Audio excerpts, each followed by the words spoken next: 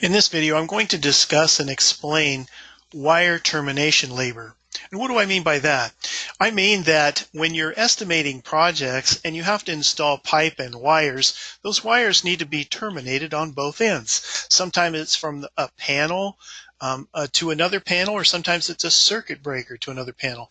Now in this case, on what I'm pointing to here, this new panel, it's a 200 amp panel. And here it says the feeder size. It's a 2-inch conduit with 4 number 3/0 and 1 number 6 copper ground. Now in this instance, there isn't a circuit breaker in the main panel here. It looks like it's a fused bucket or a fuse, and so wires have to be terminated there. Now here's my point. You want to count these terminations. In this case, there would be 4 3/0 terminations here. Let me just mark it here.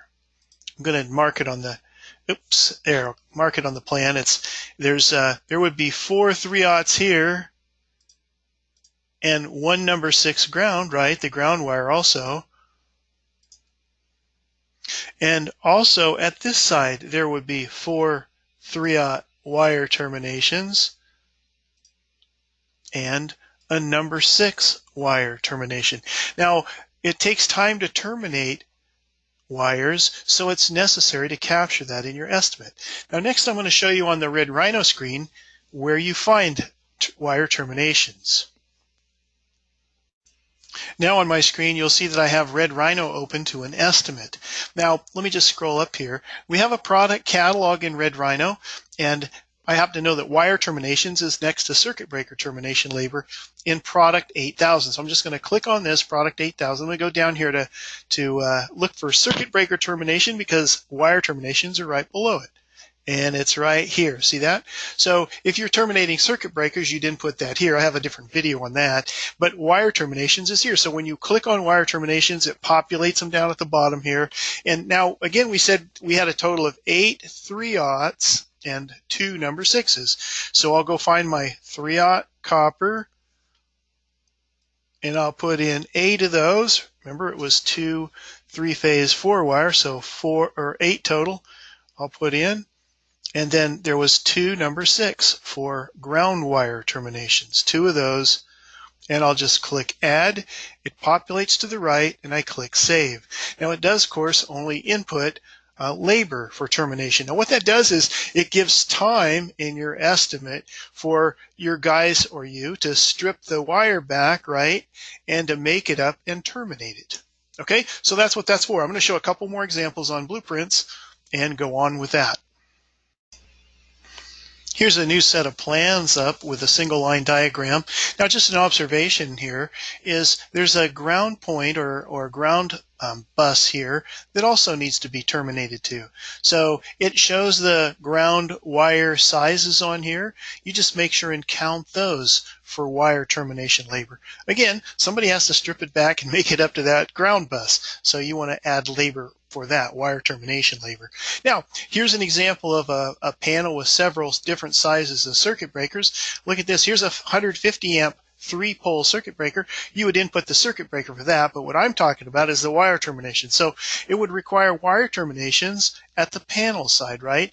And again, the single line shows the size and number of conductors, so you would just input those into red Rhino. Now in this case, it shows 1/0, right?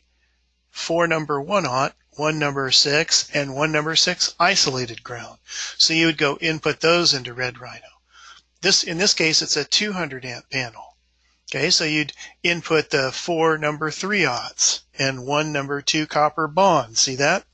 Now I'm just going to jump over here. So again, when I'm doing takeoff, I go to the single line diagram to count my wire terminations. A lot of times there might be other places on the blueprint pages that I find those items needed, but this is where I find most of them.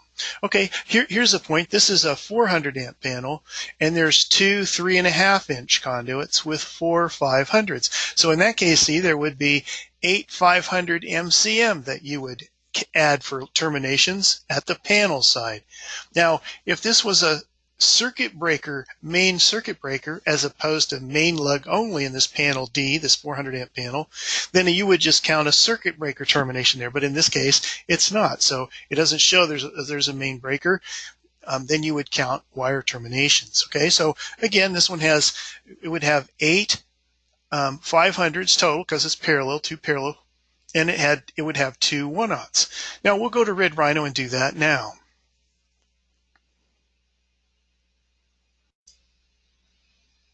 Okay, back on the Red Rhino screen now. We were talking about wire termination for 500 MCM. I'll just scroll down here to the 500 MCM. I'm going to put in 8 of those. It was parallel, 2 parallel for each. And then also it includes 1 1/0. So since this is parallel, it's 2 1/0, right? There's 2 of them. Let me scroll up here a little bit. 2 of these, 2 1/0. Click Add, populates to the right. Click Save.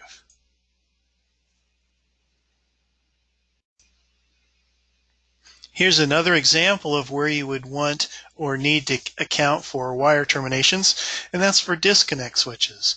Okay, both line and load side. Now it shows this is a circuit breaker here on the drawing, 3-pole 90, so it doesn't show the wire size, but you'd have to determine what that was, and you'd have to account for the wire terminations, okay, on both line and load side. That's another example.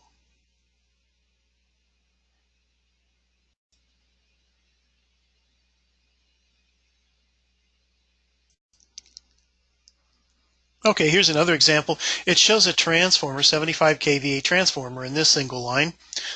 Single lines look different, don't they, depending on who's drawing them. But this one's more like a block diagram than a single line. But it shows a transformer here, and it shows a line and load side conduit and wires. It shows the wire sizes here. It's 3 number 1 and 1 number 6. So you'd want to make sure and account for that in wire terminations, and also for 3/0 and a number 2 ground here on this side. Okay, so when I'm actually taking these off, if I'm not using PlanSwift or on-screen takeoff software, I would just actually put a check mark here or write wire term right here on each side, wire term, telling myself that I counted those wire terminations. Okay, that's it for this video. Thank you.